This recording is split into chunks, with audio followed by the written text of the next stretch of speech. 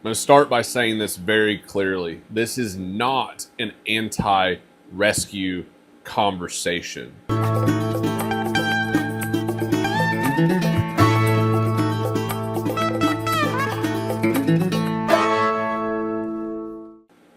The question I believe we need to be asking ourselves, though, is within horse rescues, at what point does it go from a rescue to a business, to a sales horse business? That's the question we need to ask ourselves, because for many years now, there has been birthed this entire industry of people, wolves in sheep's clothing, if you ask me, who have put on the clothing of a rescue. They put on this facade. They act like they're a rescue, but actually they're just flipping horses. And I have no problem with someone that wants to be a horse flipper. If you want to go buy horses out of the sale barn and go sell them, I have no problem with that, right? It's a business model. You do you. And of course, I support ethically run horse rescues. The issue there becomes the entire industry, this group of people who ploy on the emotions of well-meaning people who really want to support people that are doing good, but they're scamming people. They're acting like they're rescuing this horse that is a 6-year-old registered quarter horse that spins and slides and you can ride bareback around, and they're acting like it's going to get shipped to Mexico. That horse ain't going to Mexico. And so in this conversation, I want to have some in-depth discussion around what it looks like to support a real rescue and what these scammers actually look like. Because I believe we do need ethically run rescues in our industry. But having my entire journey gotten started in rescue, having been the guy that didn't grow up around horses, but started volunteering at the local horse rescue where everything started for me, my passion for horsemanship and all of that, there's a lot of issues in this section of the industry. And if we don't address them, if we don't have these uncomfortable conversations, we can't actually fix it. And each one of us can play a role in helping fix this issue by not supporting the people that are acting like they're a rescue when they're just building a for-profit business. And that just as easy as that.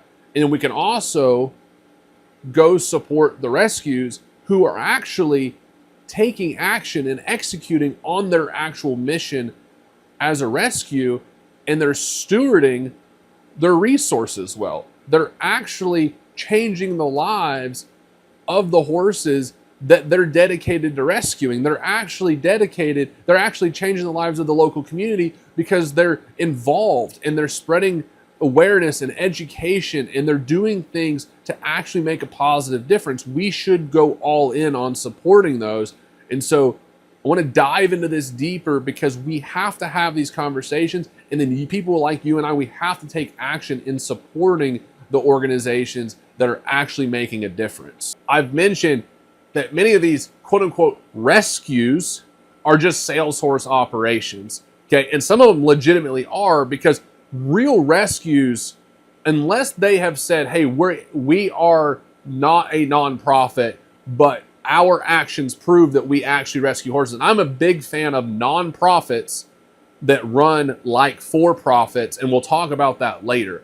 So I don't have an issue with a rescue that is not a 501c3, but what I'm specifically talking about is people that are running sales horse operations, and let's say they either are a nonprofit or they're not a nonprofit, but they're both of them are putting on the image, the facade, the manipulation that they are an actual rescue.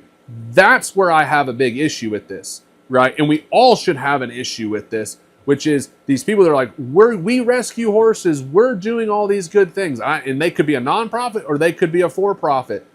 But they're claiming to be a rescue when all they're doing is buying and flipping horses, but they're not using their own money. They're using other people's money, and they're not using the bank's money, OPM, right? They're not using the bank's money. They're not using a lender's money. They're using money from well-meaning people that see their TikTok live, that see their Facebook live, that see their Facebook posts, that see their Instagram posts, and they go, you know what? And they manipulate them. And these people see these posts and they give their money because they're like, I've got to bail that horse out of that auction. I've got to keep him from going down the slaughter pipeline.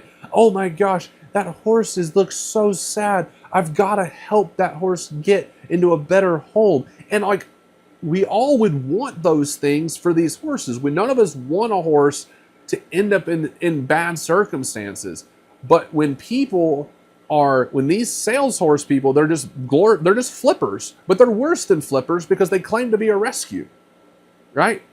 If they just said, hey, I buy and sell and flip horses out of the sale barn, cool, you do you. No problem with that. But the issue is when they claim to be a rescue and they're like, they picture this, they take this photo and they darken the image and they make sure the horse's head is in the corner and they just wait for that moment and they're like, oh, now that's the photo I can post online. Look at this sad horse that's stuck at this sale barn who's got his head in the corner, and they create all this emotion through an image and through the writing because emotional people will give their money, right? It's like why you listen to a certain commercial online when it's like, in the arms of an angel. I won't make you listen to the rest of my voice, but you guys know what I'm talking about. When you see that commercial, and it's emotion. You see the imagery that they put with the emotion of the song and the tone of the music, and because it gets people to give their money, right? But these people are not actually rescuing horses. They take other people's money, $50, $20, $10, $100 at a time, and they tell how they're going to do all of these things, and they keep them posted throughout the day, and then they know full well that they just got all these people to help them buy this horse that they're going to turn around and sell for a profit, but they're going to sell the story of how they helped this horse find a better home and get out of this bad situation when that horse was never in a bad situation to begin with, right? A horse at a sale barn is not a rescue horse. They use emotional manipulative marketing to get people to try to get horses out of quote unquote bad situations that are not necessarily bad situations, okay? Now, do some horses end up in bad situations? Of course. Do some horses have to be bought out of bad situations? Of course. Not all the time though. Most of the rescuing that can actually be done is not by buying a horse out of a sales ring, right? If a horse is genuinely marketable, genuinely attractive, if the horse was gonna go on a slaughter truck, I'm just going to call it like it is, that kill buyer would not put that horse on that truck because they can make more money just running it through the sales ring. Right? These people are business people, right? So this whole narrative that is so manipulated, so leveraged of like, the horse is bound for slaughter. I'm not going to put a percentage on it because I'm not going to have an accurate percentage. But the vast majority, like if you ask my personal opinion, I would say more than 9 times out of 10, those horses are not going there. Are there horses that still get exported to the north and the south of the United States for slaughter? Yes, absolutely. But most of the horses that you look online, if you just open your eyes and you look past all the manipulative baloney that is being spewed and you go, you know what? That horse is pretty cute. It has color. It looks pretty decently minded. And if you look at what makes that horse attractive, you can quickly see that that horse oftentimes would never end up in that, it was never going to go on one of those trucks. I'm not going to turn this into a whole slaughter discussion. There are horses that go there, and I do believe that slaughter has its purpose. There's worse thing in life than death.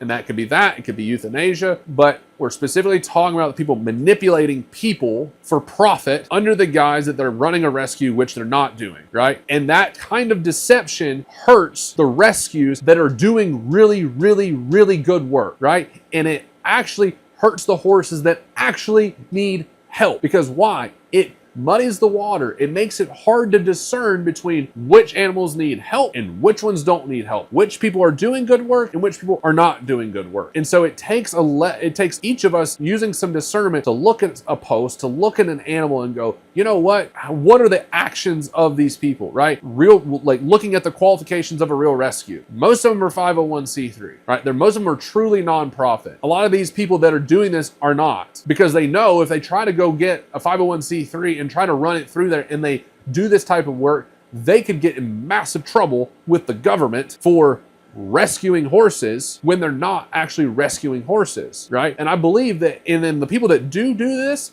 but they're running a 501c3 and they're running some kind of tax, I hate taxes, think it's theft, yet we have to obey the law. People that are using a nonprofit status to try to evade paying taxes because they're trying to manipulate the system, I think those people that are running truly manipulative, deceitful sales source programs under a nonprofit, they should be investigated. If they can be proven that they are being manipulative and they're not actually running a nonprofit to the nature of how it's supposed to be run, then they should be investigated and they should have to pay back taxes on all the money that ran through there. Because don't lie.